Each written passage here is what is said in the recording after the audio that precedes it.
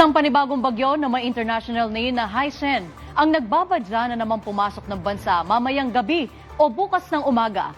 Ang magiging epekto nito sa lagay ng panahon, ating alamin mula kay Pag-asa Weather Specialist Dan Villamil. Sir Dan, ano po ang inaasang magiging track nito at posible po bang maglandfall sa bansa?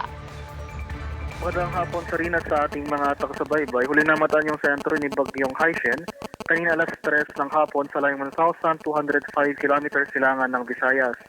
Wala itong magiging epekto sa anumang bahagi ng bansa.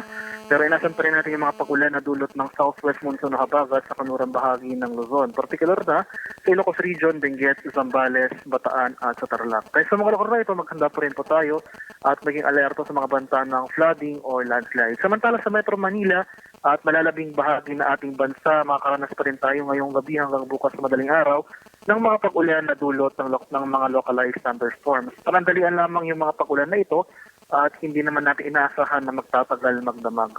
Sa kalagayan nating karagatan, walang gale warning na nakataas, ngunit iba yung pag-iingat pa rin sa ating mga kababayan na maglalayag, especially dito sa western seaboard ng Luzon dahil makakaranas pa rin tayo dyan ng katamtaman hanggang sa maalong karagatan. At yan lamang po ang latest mula dito sa Pag-asa Weather Forecasting Center, Dan Villamil nag-uulat. Maraming salamat Pag-asa Weather Specialist Dan Villamil.